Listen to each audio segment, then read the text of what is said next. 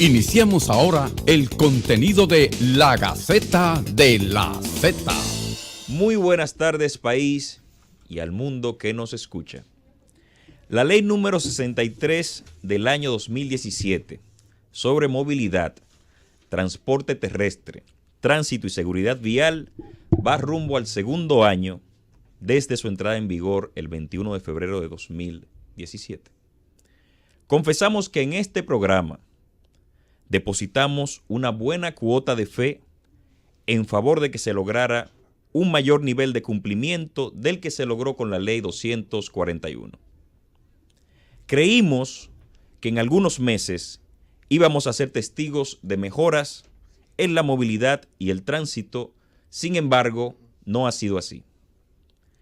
Cada día nuestras vías públicas son más caóticas y si bien es cierto que la dimensión de nuestro parque vehicular es una variable importante, también lo es que todos sabemos que el desorden tiene mucho que ver con la falta de disposición firme y decidida de las autoridades para aplicar la nueva ley. No basta con que los agentes de la DGCET verifiquen y levanten miles de infracciones todos los años.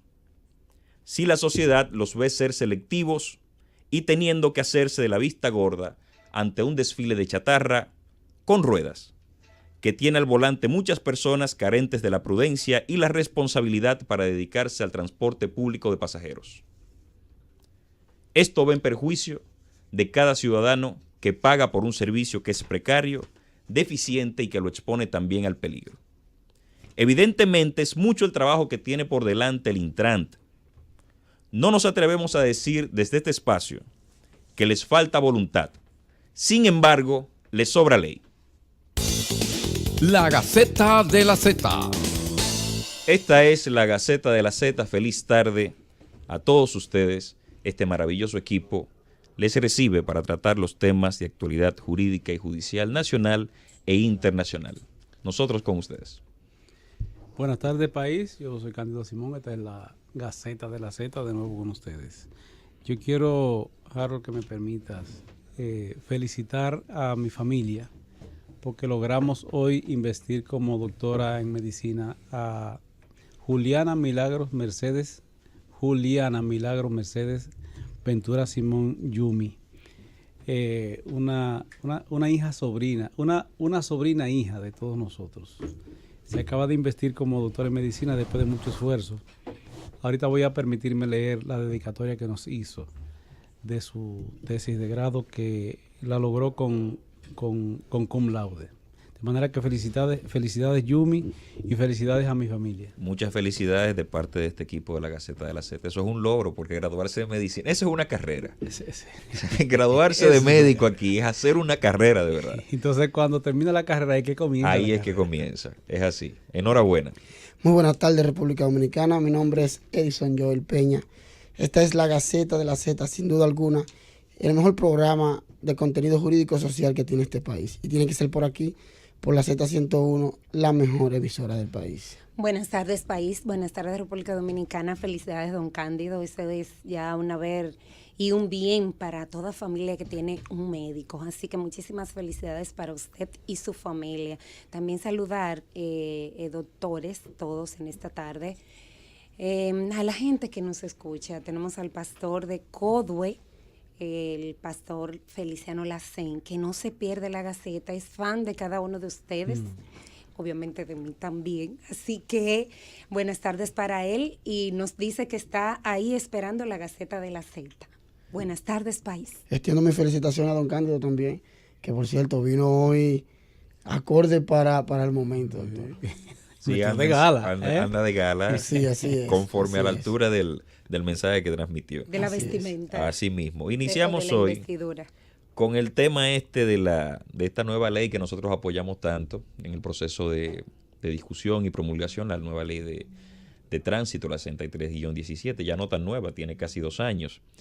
Y recientemente el Tribunal Constitucional se refirió al tema de que había un fondo que dependía de una serie de disposiciones legales, esencialmente el artículo 20 de la misma ley, para ser destinado con su 25% a la renovación del parque vehicular. Como ustedes saben, Para muestra un botón solo hay que verificar, mirar a los lados cuando vamos en las calles para darnos cuenta de que lo que se esperaba que iba a acontecer a partir de la ley, por lo drásticas que son las sanciones en las condiciones en las que los vehículos no deben circular, esperábamos que algunas cosas cambiaran hasta este momento y no ha sido así. Al parecer, lo que ha acontecido es que no se le ha puesto atención a la cuestión de ese fondo, y después de que el Tribunal Superior Administrativo rechazara un amparo de cumplimiento, una revisión de ese amparo de cumplimiento, el Tribunal Constitucional le da la razón a las partes en este sentido.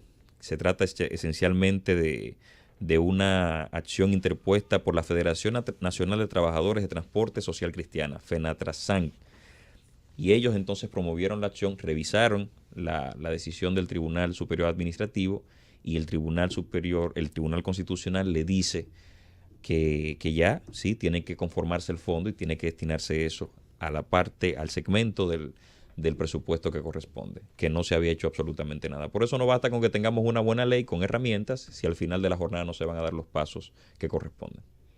Sin embargo, acotar ahí también, Harold, que de verdad los esfuerzos que está haciendo la ingeniera Claudia Francesca al respecto de que se puedan tener mejora en el sector transporte son muchísimos, y esta decisión del Tribunal Constitucional de verdad que sí, que le viene a dar un apoyo, un espaldarazo a que realmente se cumpla ese acápite de la misma ley que establece que ese % debe llegar al Intran como medio de percibirse una renovación vehicular, una renovación que todos están contesten que debe hacerse, no solamente el Instituto de Transporte, sino también el presidente. Ahora bien, yo creo que así como tú dices, hay muchísima voluntad.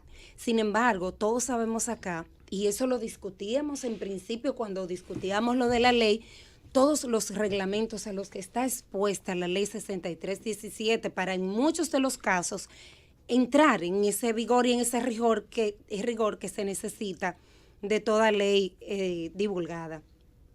Así que una vez esta decisión que ya tiene que dársele cumplimiento, ojalá y que no pase a ser una sentencia más de las del Constitucional que no se ejecuta, que no se le da realmente la verdadera el verdadero interés que debe conllevar. Sin embargo, yo pienso que lo único que tiene que hacer es ahora el Intran ponerse precisamente la falda, porque la tiene puesta de verdad, quizás ajustársela un poquito más al tenor de exigir eso que está ahí, que depende de la misma ley de hidrocarburos y que lo necesita realmente para llevar a cabo esta renovación vehicular, porque así como lo decía Harold, todavía seguimos viendo en nuestras vías tantas chatarras, como al efecto así le llama la ley, en el tránsito, que obstaculizan realmente en nuestro día a día. Así que darle ese espaldarazo también a la directora del Intran, como lo establece ahora esta sentencia del Constitucional, yo creo que es 1A.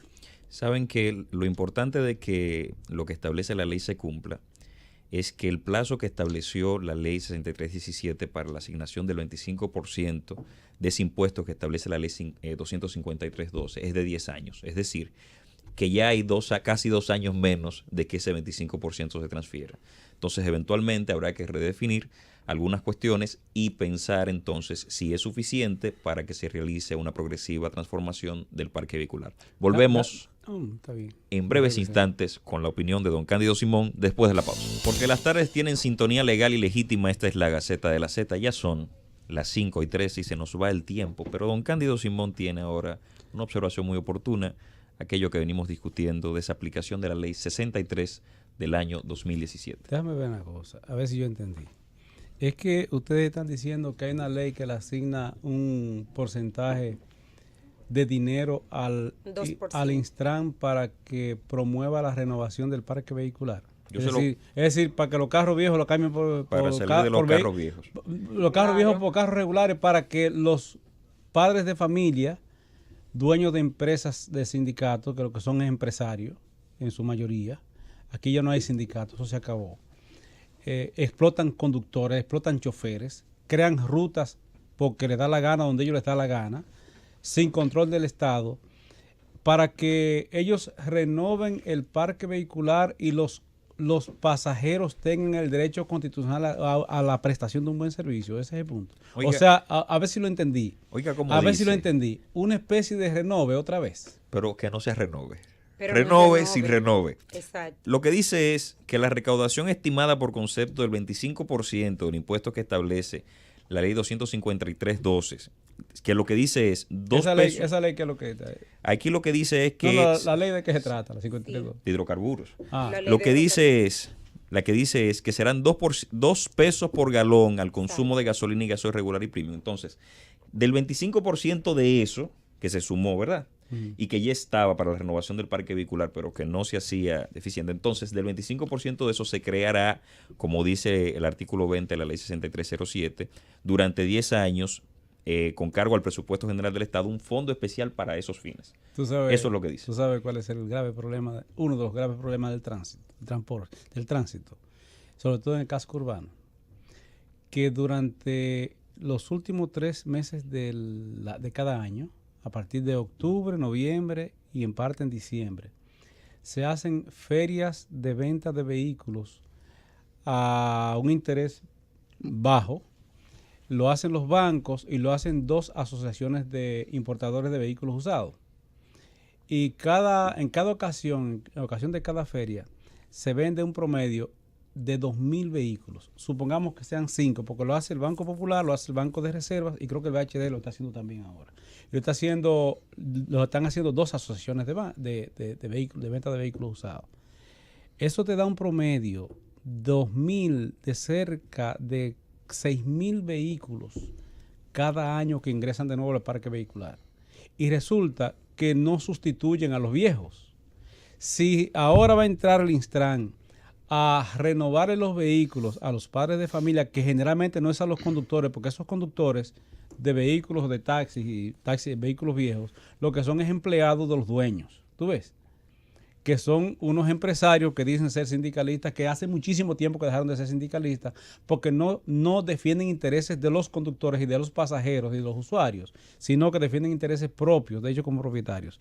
Eso significa, de manera simple y llana, que entrarán entonces más vehículos renovados y los vehículos viejos seguirán en el mismo parque vehicular. De alguna manera, ese es uno de los graves problemas del tránsito en el casco urbano del país. Se espera que las unidades viejas se retiren ¿Y dónde si lo se dice? cumple la ¿Y ley. dónde lo dice? La ley 63. O sea, deben retirarse. Claro, en función del Ya, tiempo de vida útil. Igual que se retira la droga. Y Que una el país se ha observación. convertido en un almacén de droga, ocupan la droga y vuelve al mercado. Una O sea, observación con Edison. La observación es la siguiente, don Cándido.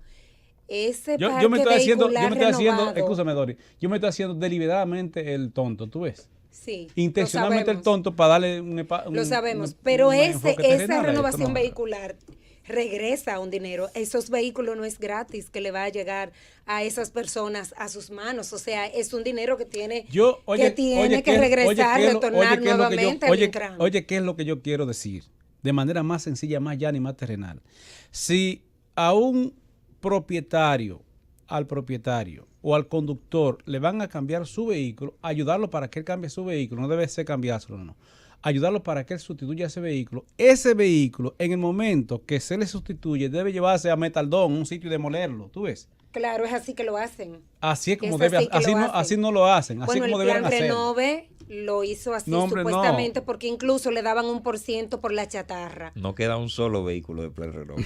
No, y tanto los viejos, y todos los carros viejos en la Todos los calle. carros viejos están en la Y los taxis pollitos. Tú recuerdas los pollitos y las garzas. Pero, Pero, las sin embargo, garzas. el parqueo vehicular turístico que va a Puerto Plata y también a Higüey, hay muchos de esos vehículos todavía en muy buenas Yo condiciones. solo quiero agregar a lo que don Cándido ha dicho, el hecho de que además de la sustitución de los vehículos y que de que ciertamente el parque vehicular es muy grande, sobre todo. Sustitución y demolición. Así es. Óyeme a mí, demoler los vehículos Vamos a viejos ver, para que salgan del mercado, si no van a seguir ahí. La alternativa pudiera ser cualquiera, pero independientemente del uso que se le dé, es que no estén en el parque vehicular, es decir, que no sigan transitando. Lo que quiero agregar sencillamente es el hecho de que tampoco hay un transporte alternativo. Es decir, aquí hay familias que tienen 4 vehículos y los usan los 4. Aquí hay pocas personas que van a su trabajo en transporte público porque el transporte público es deficiente. porque el metro no resuelve toda la necesidad, obviamente resuelve una gran parte de la necesidad de la traslación de una cantidad de personas muy amplia a algunos lugares específicos, pero no resuelve el tema en sentido general, y el transporte alternativo, el transporte público no es eficiente. Por lo tanto, imaginemos a don Cándido un día que vaya a ir a una audiencia y decida, para no gastar gasolina porque no quiere manejar, decir, yo hoy me voy en un transporte público aquí en Santo Domingo, Distrito Nacional. ¿Dónde se va a montar don Cándido? Un carrito público con 5 personas que no caben. ¿A qué hora salen? ¿En qué tiempo llegan? No, dos adelante. Oye, bien, además el chofer, 2 personas adelante, que tú tienes un conflicto tremendo con la emergencia cuando te montas adelante. Sí, tú tienes un conflicto porque esa emergencia está ahí.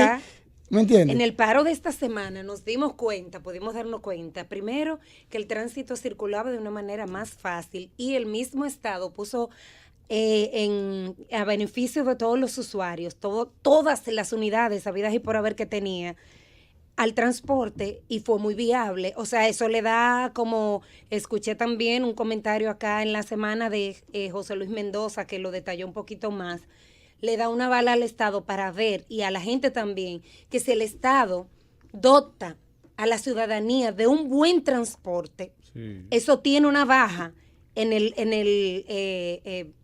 entaponamiento que nosotros sufrimos día a día. Claro, o sea, que eso también hay que verlo desde ese punto de vista. Ese tema es largo. Muy largo. Yo solo quiero preguntarle a doña Francesca de los Santos, si es que los semáforos en rojo no existen para los motociclistas. Tú sabes, para los peatones, porque también sí, se contempla para los peatones. Los peatones no sabemos. La ley lo Óyeme, los peatones no saben, porque es que no se ha informado, que ese aparatito que está frente al que va a cruzar la calle, primero que ustedes solo deben cruzar por donde están las rayas. El que tiene un hombre dibujado, usted dice. Que tiene una mujer o un hombre dibujado. Sí. Cuando está en verde, significa que puede pasar. Cuando está en rojo, significa que usted no puede pasar.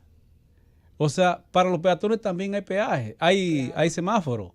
Lo que pasa es que no lo sabían o no lo saben, no se les instruye. Mira, cuando arrancó la ley en esta emisora, comenzamos a decir, exacto, que trajimos varias veces al autor, el legislador que fue el que propuso esa ley, me la promovió bastante, y la ha promovido bastante. Que yo soy del criterio que debieron designarlo a él como director de Instran. Pero bueno, vamos a verlo en otro sentido. Pero el diputado no. Al diputado, sí. Aquí comenzó a decirse, óigame una cosa, a partir de ahora, el que pise las rayas de peatones, que es el área esa rayada que está antes de usted cruzar la calle, el que lo pise tiene una multa de 5.117 pesos con 17 centavos, que es el salario mínimo, porque las multas son por salario mínimo. De modo que cuando aumenten los salarios mínimos, si lo suben a 7.000 pesos, son 7.000 pesos por multa. Si lo suben a 10.000 pesos, son 10.000 pesos por multa. Cuando eso comenzó a promoverse y comenzamos por aquí, la gente no pisaba, los conductores no pisaban las rayas. ¿Tú ves? Claro. Ahora resulta que precisamente de Instran salieron a decir, no, todavía no hay que cumplirlo porque no hay un reglamento, pero la ley decía que estaba en vigencia de una vez. El punto es, señores, miren, muy simple y muy llano. Si la ley existe, empujen para que se cumpla e impongan la penalidad que haya que establecer y se acabó. A mí no me queda claro que se estén imponiendo. Y la gente obedece, la gente acata. No. Óyeme, la gente acata. De hecho, hay mucha gente que dice que la ley no está en vigencia. Todavía. Se inventaron un periodo de vacatio leyes indefinido. Sin decirlo la ley. Sin decirlo la ley. Y eso genera un problema porque de inmediato, por lo menos cuando se aprobó y se promulgó la ley, y comenzamos a difundir, miren, las consecuencias van a ser estas, que en un momento discutíamos también si no eran muy altas las multas. Que en efecto lo son. En efecto lo son, si usted se comporta. No, ¿qué multa de qué? Oye, para usted ir a la cárcel 6 meses, usted prefiere pagar 10 o 15 mil pesos. Yo conozco personas aquí que estaban haciendo una maestría en España, y cuando llegaron aquí tenían 5 multas. Y ellos fueron así, bueno, pero entonces, pero si la institución es defectuosa, tú vas a poner en manos de esa institución que a mí me asignen una multa de 5.000 pesos. Pero no me cambie la conversación. Estamos diciendo, partiendo de la premisa, no me cambie la conversación, que ya eso es hipótesis. Hipótesis ahora, no. Está bien. Pero yo te puedo poner ejemplos prácticos. Tranquilo, pero oye, esto es muy sencillo. Si un agente de la MED te establece ellos no establecen multa, levantan un acta de infracción, la multa la establece el juez. Así es. Te levantan un acta de infracción incorrecta, eso es falsificación. de un acto público. En consecuencia, sométalo ante el tribunal o vaya al tribunal y diga, yo no puedo, discútelo en el tribunal. Pero ese no es Te el va a punto. costar más de 5,000 pesos Está bien, discutirlo en pero el tribunal. no cuesta Es tanto. mejor tú pagas tus 5,000 pesos y sales de eso. Está bien, pero eso no es el punto. No me boicotee. Edison, ni a ti ni a mí nos han impuesto una multa en estos 2 años. Mira, el punto es muy sencillo. Uno se puede comportar. Vámonos, compa. El punto es muy sencillo. Si la ley existe, empujen para ello. Y yo te voy a decir una cosa. La gente prefiere pagar 5,000 pesos, 5,117 pesos con 17 centavos por una multa que le instaure un juez, que ir a la cárcel por 6 meses. ¿O no? ¿Cuál es el costo? O establecer una garantía económica es más alta. O sea, yo prefiero penalidades económicas efectivas, reales, que privación de libertad, porque la pena de prisión fracasó en el mundo entero. Eso no baja penalidad. La gente le teme más a las sanciones económicas. Por eso en Estados Unidos a nadie se le ocurre salir con una presidente en la mano. ¿Tú ves? O de una por más inofensivo que parezca. Ni siquiera los peatones. Porque, óyeme, la sanción económica es tan fuerte y tan drástica. Y además te fichan y no puedes renovar pasaportes, no puedes renovar visados. O sea, hay sanciones y hay consecuencias. El punto es que la autoridad se ponga realmente para esto y se dejen de pendejada de estar complaciendo a empresarios del transporte que explotan a los choferes y prestan un pésimo servicio para los pasajeros. Eso sí. Gran parte de eso debe ser la educación también. Tenemos que comentarlo y agregarlo también a la ecuación. Sin lugar a dudas. Vamos a ir a una pausa y seguimos en breve con más de la Gaceta de la Z. De regreso en la Gaceta de la Z, en esta maravillosa tarde. Ahora nos toca entrar en la entrevista de la semana. Harold, oye. Adelante, don Cándido. Óyeme esto. A Cándido Simón, por asumir en mí el rol de padre, por enseñarme con el ejemplo. Eres mi sostén, mi guía. Gracias por tu apoyo sin frontera, por ver en mí cualidades que yo no había descubierto. Eres mi tío padre que me parió y sobre todo el más chévere. Te amo. Eso me escribió Yumi en su dedicatoria de Dios la bendiga, Dios la bendiga. ¿Eso quiere decir que usted es un padre? Dios la bendiga. Un tío padre. Así lo somos todos los hermanos de mi hermana, porque su papá murió a muy temprana edad y nosotros la asumimos como padres. Enhorabuena. Dicen que al que Dios no le da hijo, no digan lo otro. Pero ya la gente sabe lo que es. Pero los tíos Dios le da son como los sobrinos. abuelos. Dios le da sobrinos, Exactamente, le da sobrinos. los tíos son como los abuelos. Y bendito una cosa aquel al que le dan de los dos. Exacto. ¿Verdad? Yo quería dedicarle este espacio de mi intervención a Yumi, porque es excelente. Se lo Excelente. dedicamos. Excelente. Bueno, entramos en la entrevista esta tarde, después de esas palabras tan emotivas dedicadas a don Cándido. Y tenemos por acá con nosotros al doctor Nilo de la Rosa Jordán, quien es consultor jurídico de la Defensoría del Pueblo, del Defensor del Pueblo. Y con él vamos a estar hablando de todos estos temas, de la protección y las garantías de esos derechos que son denominados derechos colectivos y difusos. Pero antes que nada vamos a darle la bienvenida, como se lo merece, a este espacio, la Gaceta de la Z. Así es. Háganlo con fe, Buenas háganlo con fe. tardes. Fuerza, claro. Buenas Tan tardes, tímido, tan licenciado tímido. Nilo. Bueno, muy buenas tardes a todos. Un grato placer estar aquí con este equipo de juristas reconocidos a nivel nacional y también he visto en algunas publicaciones internacionales su participación. El placer es todo nuestro. Dígalo. Dígalo duro. Somos la Gaceta La Internacional. Gaceta es un tremendo equipo. Disculparme un poco con ustedes porque estoy un poco afónico en estos días. Recientemente estuvimos con la doctora Martínez Guante en Andorra, allá en los Pirineos, entre Francia y España. Sí.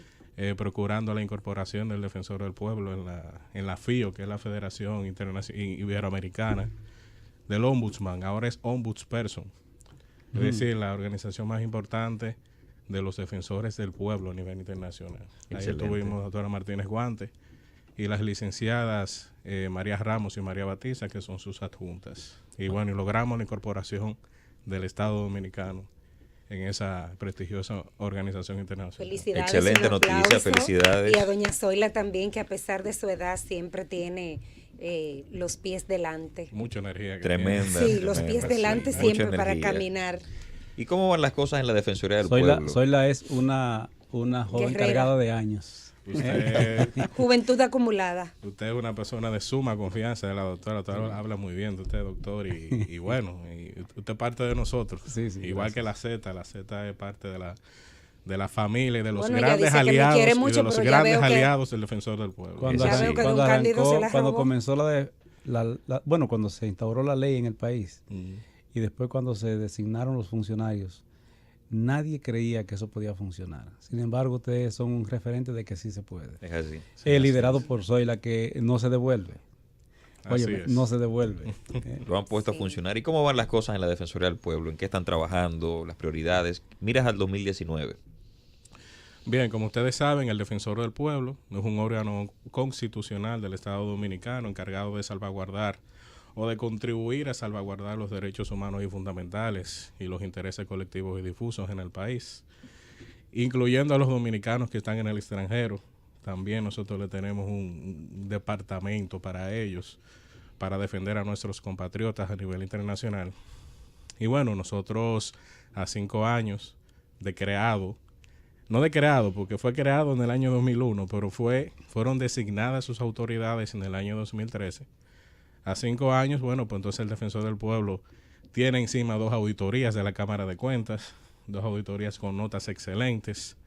Tenemos una serie de logros a nivel de lo que es la gestión, a nivel de organización, a nivel de resolución de conflictos, sobre todo, muchos casos a nivel de la administración pública. Y bueno, y también tenemos una serie de casos que vamos a decir que son emblemáticos en lo que tiene que ver con los intereses colectivos y difusos, como es el caso de la Cueva de las Maravillas.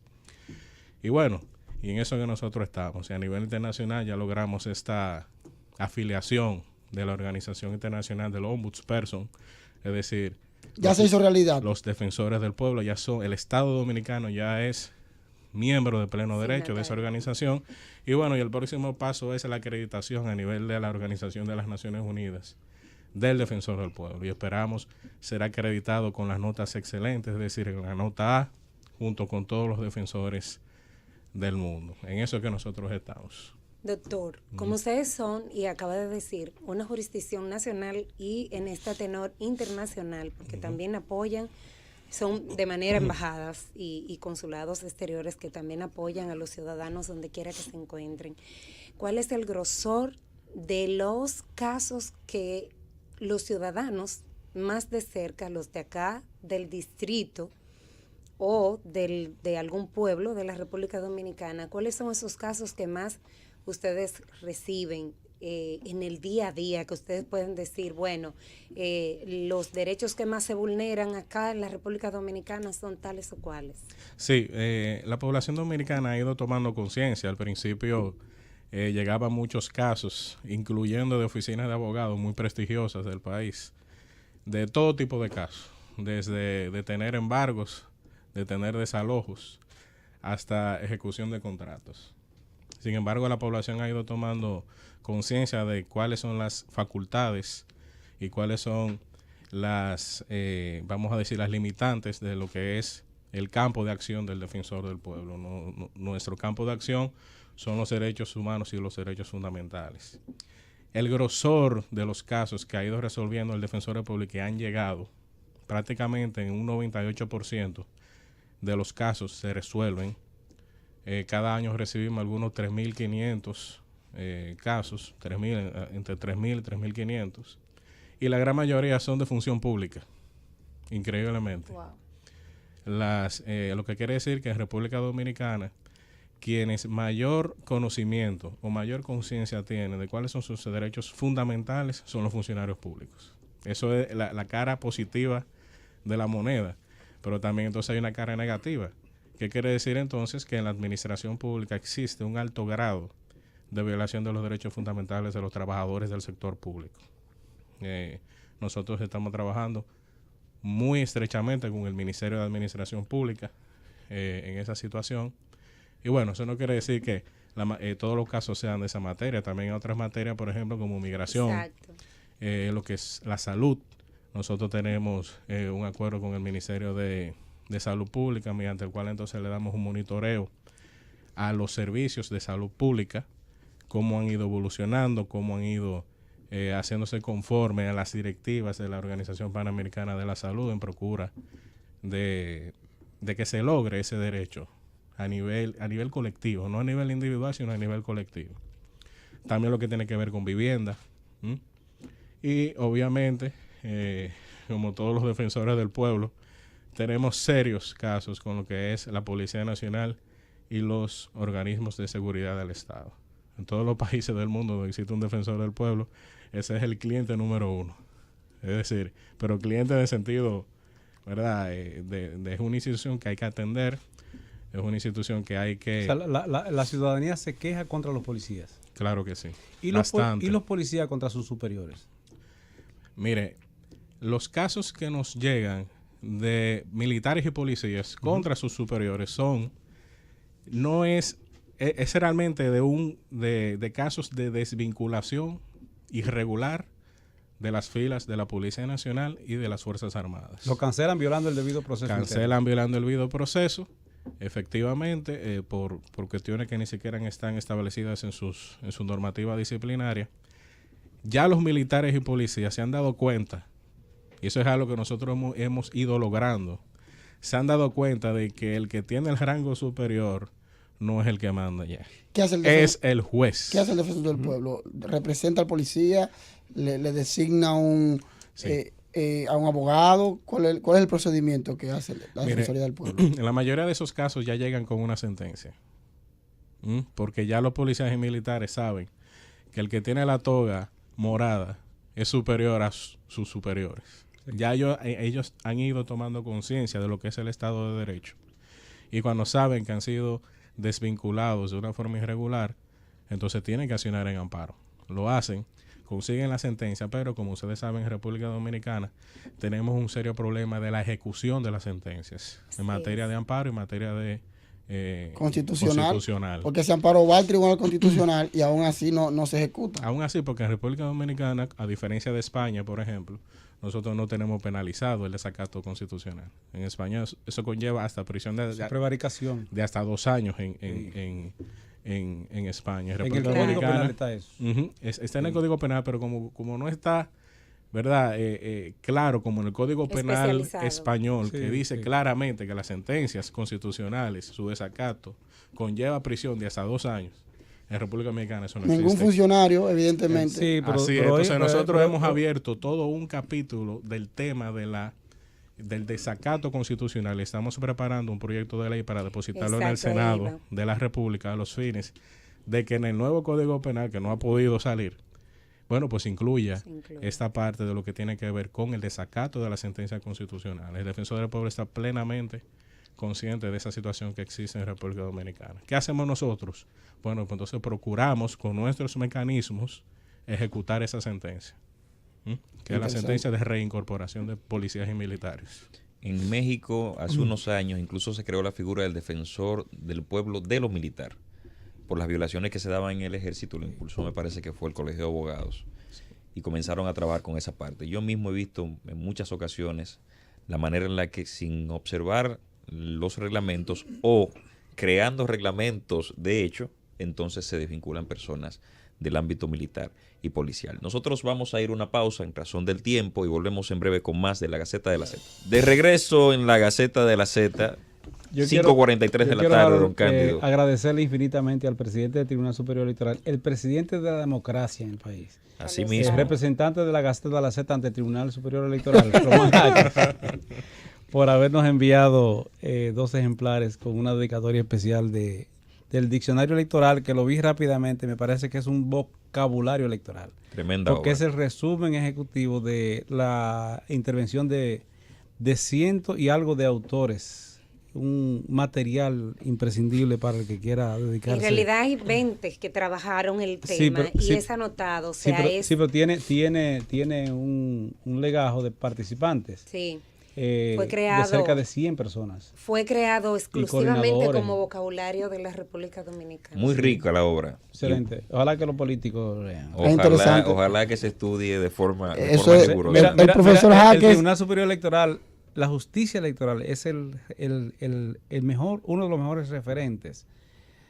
Igual que la policía de AMET, ocasionalmente, y el nuevo modelo penitenciario son un referente de que en la República Dominicana se puede con dominicanos. de Es que así. las cosas se pueden cambiar. Felicidades al Por presidente, supuesto. tremenda gestión. Por Los eso hay que políticos seguirlo están apoyando. asumiendo, los políticos están asumiendo este escenario para dirimir sus conflictos y cuando se toma una decisión la respetan. Y atención políticos, como este es un tribunal de la democracia y obviamente el ente más importante de la democracia en los países democráticos son los partidos políticos, ustedes también son los primeros beneficiarios o que serán beneficiados en esta lucha que tiene el Tribunal Superior Electoral, el presidente, que no lo dejen solo. Las divisiones de las juntas electorales es un tema sumamente importante para los próximos comicios. Más adelante la Atención Gaceta a tiene que esto. abanderar este tema en un programa completo exclusivamente Pero para hace ello. mucho que lo asumimos. Lo trataremos. Así es, y pero hace digo, mucho lo dedicarle asumimos. otro programa completo a este tema. Seguimos con los intereses colectivos y difusos y tenemos con nosotros a Nilo de la Rosa Llorán, consultor jurídico de la Defensoría del Pueblo, y con él estamos hablando de todos estos aportes que viene haciendo la Defensoría desde hace algunos años, un reto titánico en un estado como el nuestro. Y ahora vamos a hablar del tema de la Cueva de las Maravillas, que lo mencionó en un momento, que es un tema de vital importancia y sé que muchos dominicanos están atentos. Muy brevemente, Harold, Para solamente saber, hay un momentito, Edison, para saber lo que pasa, precisamente porque una ley que siempre ha estado, como no se le ha dado el carácter para que no sea transgredida tan arbitrariamente, es esa ley de áreas protegidas que desde hace muchísimo tiempo viene generando procesos en la República Dominicana. La Defensoría del Pueblo me parece que asumió con muchísima interés y responsabilidad de este tema, porque parecía que las áreas protegidas no tenían, como el coronel en aquel tiempo, quien le escriba, ¿Quién pero la ahora proteja? tiene al Defensor del Pueblo. así es. En ese mismo orden, pero también que no quiero que se me vaya esta pregunta que quiero hacerle, la logística, es decir, cómo se maneja con el tema económico, el presupuesto es suficiente, porque veo que para hacer una jurisdicción nacional es un problema abarcar el país completo, todos esos sectores que usted ha mencionado anteriormente, el personal, es decir, le han colaborado el sistema, el Estado, y ahí de paso inmediatamente entonces entramos con el tema de la Cueva de la Maravilla, que para mí, yo quiero saber cuál es la posición definitiva por este medio de la Defensoría del Pueblo. Bien, con el tema logístico y el tema presupuestario, como ustedes saben, nosotros recibimos una partida del presupuesto nacional, de la Ley General de Presupuesto. Actualmente está en 165 millones de pesos anuales. Obviamente no todo se ha invertido, se ha gastado, sino que se ha hecho una especie de acopio para, como bien tú dices, la ley prevé, del Defensor del Pueblo, prevé una jurisdicción nacional, prevé sedes o delegaciones regionales y también prevé delegaciones provinciales. Nosotros recientemente firmamos un convenio con el PNUD, el Programa de Naciones Unidas para el Desarrollo, a los fines de que ellos administren alrededor de 3.5 millones de dólares, más o menos, no recuerdo bien la cantidad exacta, pero son 3 millones y pico, para la construcción de la sede central del Defensor del Pueblo, que será aquí en la 27 de febrero entre Boichío y Caonabo. Excelente. Y también ya nosotros compramos el terreno Wow. fue comprado, el terreno está ahí, lo pueden ir a ver, hay un letrero bastante amplio que dice que ahí se va a construir la sede nacional, la sede central del organismo.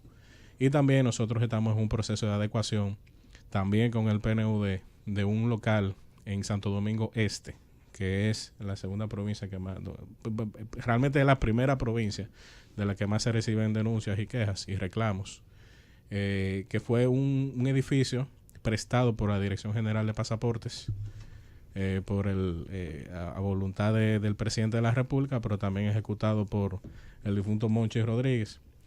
Y bueno, ahí estamos. El PNUD también está encargado de la remodelación de ese local y vamos a adquirir un local en Santiago para la región del Cibao.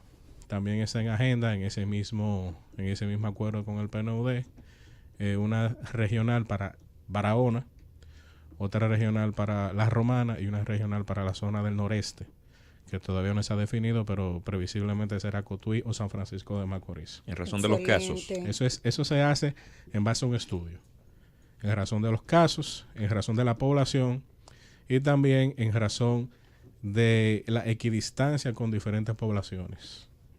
De manera tal de que, bueno, San Pedro de Macorís es más grande que La Romana, pero La Romana es más céntrico entre varias provincias Y del te abarca este. Higüey, te abarca el Ceibo. Exactamente, y bueno, en eso que nosotros estamos, en esa parte logística, tenemos un personal de alrededor de 70 personas actualmente. Y tenemos, de acuerdo a los principios de París, de Naciones Unidas, tenemos 2 grandes direcciones, que es la Dirección de Defensa de Derechos o Tutela de Derechos, que es la dirección que le da servicio a la ciudadanía directamente. Y tenemos la Dirección de Educación e Investigación en materia de derechos humanos y fundamentales. Es decir, nosotros tenemos esos 2 grandes brazos que todos los defensores del pueblo deben de tenerlo, que es la abogacía de derechos, pero también lo que es la educación, la parte educativa, la parte investigativa en materia de derechos humanos y fundamentales. Pero estos 70 empleados son a nivel general. Sí. Solo 70 personas. Exactamente. Para el trabajo que usted concentrados en el mismo Distrito ha Nacional, dicho en sede central. que Así hace el defensor del pueblo. Así o sea, es, yo entiendo así que es. Sí, es un trabajo poco. titánico, pero bueno, ahí nosotros tenemos una sede provisional en la Plaza Merengue, en la 27 esquina Con razón le Tiradentes, regalan y con bueno, los ahí dineros. nosotros estamos dándole servicio como se puede a la ciudadanía. Yo tenía una queja del defensor Claro. del pueblo dominicano, y Soy la sabe, se le he comunicado personalmente, porque le sentía muy inactivo en el reclamo en sede judicial de respeto a los derechos humanos y fundamentales. En Europa no tienen prácticamente los defensores del pueblo la atribución de, por ejemplo, de accionar en inconstitucionalidad, en amparo, pero en América Latina sí, entre otros el defensor del pueblo dominicano ya está satisfecha para mí, porque vi que accionaron judicialmente con el tema de la Cueva de las Maravillas. ¿Cómo va ese tema? Sí, mire, nosotros tenemos como defensor del pueblo, República Dominicana asumió el modelo español. Es el modelo español que nosotros tenemos, que es un modelo que garantiza la habilitación del defensor del pueblo a nivel de todas las jurisdicciones. Es decir, el defensor del pueblo puede actuar, como bien se dice, en cualquier jurisdicción, siempre y cuando se trate de derechos humanos fundamentales e intereses colectivos y difusos. Y bueno, la gran mayoría de los casos que llegan al defensor del pueblo, y eso es un fenómeno que se da en casi todos los defensores del pueblo que existen, el defensor del pueblo tiene una fuerza conciliatoria muy fuerte, Sí. muy grande, muy profunda. Y la verdad es que la mayoría de los casos, los ministros, cuando nosotros hacemos nuestro procedimiento conforme a nuestra ley sin tener que recurrir a la justicia, realmente se resuelven. Ahora, nosotros sí hemos tenido muchos casos de amparo. Nosotros también somos muy abiertos con las intervenciones forzosas. La gran mayoría ha ido creciendo de una manera exponencial todos estos casos de amparo en lo que los accionantes demandan la intervención forzosa del defensor del pueblo, y nosotros concluimos en esos casos. Cuando nos da tiempo de investigar realmente lo que ha ocurrido, entonces nosotros concluimos en favor o no de las pretensiones de las partes. Y bueno, nosotros tenemos el caso por excelencia, que es el caso judicializado del área protegida, Río Cumayasa y Cueva de las Maravillas, sé que se llama, que es un área protegida de 88.5 kilómetros cuadrados. Para que la gente tenga una idea, el Distrito Nacional tiene 90 kilómetros cuadrados. Esa área protegida ubicada en el municipio de Ramón Santana y San Pedro de Macorís, entre San Pedro y La Romana, en esa carretera, es un área de 88.5 kilómetros cuadrados. Casi el tamaño del Distrito Nacional. Casi el tamaño de la capital. Entonces, ahí nosotros accionamos como órgano del Estado Dominicano, como parte interesada. ¿Por qué? Porque se suscitó o se consignó un contrato de donación entre el Consejo Estatal del Azúcar y el la CEA. Fundación, el CEA, Otra vez. sí, y la Fundación Patronato Cueva de las Maravillas, que es la organización privada que tiene a su cargo la administración, no de todo el parque, no de todo el monumento natural, que así es la categoría que le da la ley de área protegida de los 202-04, sino de todo lo que tiene que ver con el sistema de cuevas, esa reserva antropológica que existe ahí de pictografías, jeroglíficos, etcétera, de los taínos. Arqueológica. Ellos están bajo un contrato de comanejo, que es la figura de administración que prevé la ley de áreas protegidas. Y bueno, el 15 de agosto del año 2014 Disculpe, pero se firma ese contrato de donación. Pero ¿y esa entidad de comanejo no la coordina el Ministerio de Medio Ambiente? Sí, claro. Eso, Por ejemplo, eso en el caso de los 27 charcos de Damasagua, es el Ministerio de Medio Ambiente que dirige ahí, aunque hay un Así grupo es. de comanejo. Así es, pero es que no hay problema con la administración de la cueva. Nosotros nunca hemos cuestionado la capacidad que tiene su organización para hacer su trabajo. Lo que nosotros hemos cuestionado y hemos ido a la justicia a impugnar esa situación es que la Constitución de la República en su artículo 16 prevé claramente que las áreas protegidas tienen un carácter inalienable, Claro. imprescriptible e inembargable. Entonces, en el año 2014 se firma este contrato de donación mediante el cual traspasa el derecho de propiedad de 10.401.000 metros cuadrados de esa área protegida a manos de esa fundación. ¿Quién preside la fundación? Dígalo. El presidente de la fundación actualmente es el señor Julio Giraldes. Julio Giraldes Casasnova es una persona bastante consciente de la situación.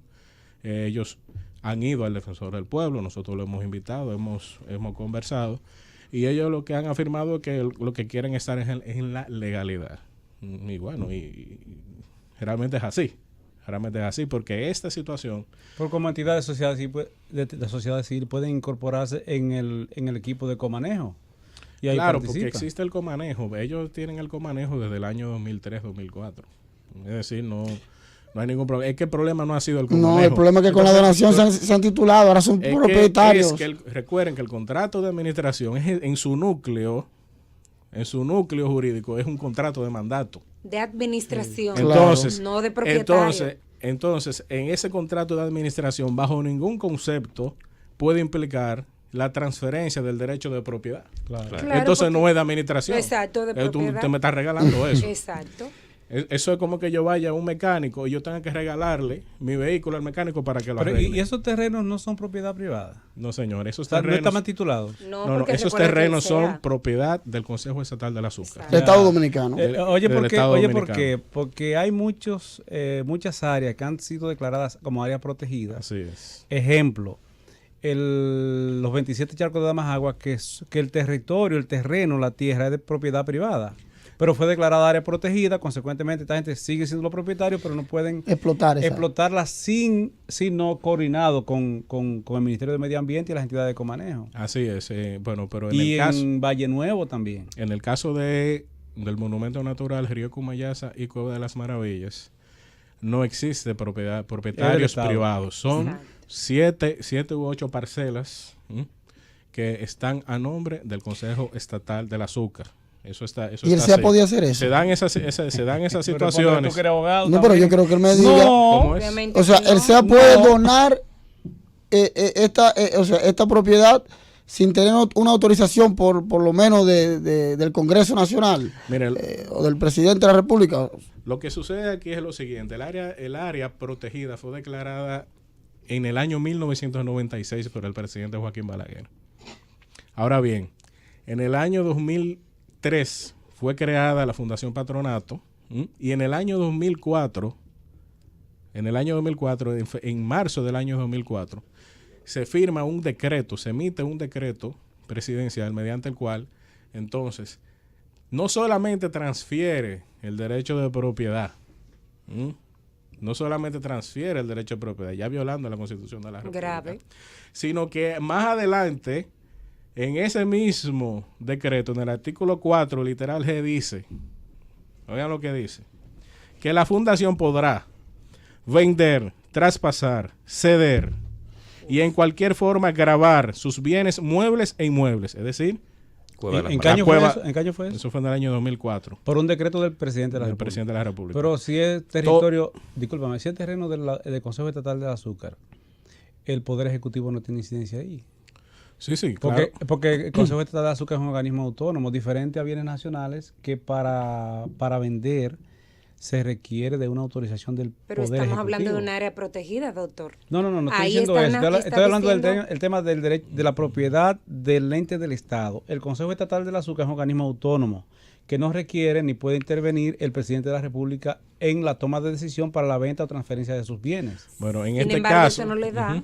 en este caso, el decreto, que es el decreto 248-04 del 22 de marzo del año 2004, le ordena al Consejo Estatal del Azúcar realizar esa operación. Eso no es posible. Entonces, bueno, eso vino a ejecutarse ya definitivamente en el año 2014. Es decir, pasaron 10 años. ¿Y qué dijo el tribunal al respecto? Todavía el tribunal no ha emitido sentencia con respecto. Pero la impugnación es contra ese decreto, ¿no? No. Sí, adelante. Nosotros hemos accionado Contra la venta en nulidad del acto. de donación.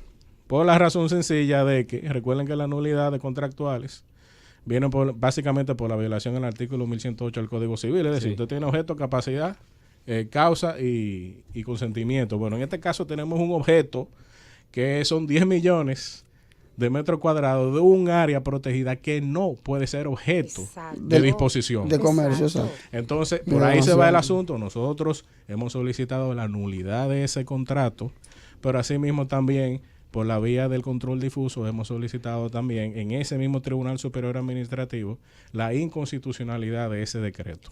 Aunque por el tema de electa una vía, no podemos ir a 2 tribunales y 3 tribunales. Claro. Sí, pero hay un tema pero de media... aunque administrativamente, ya para irnos, se supone que la característica la tiene de propiedad. ¿Por qué tiempo fue la donación? La donación es definitiva. El contrato, el contrato. Definitiva.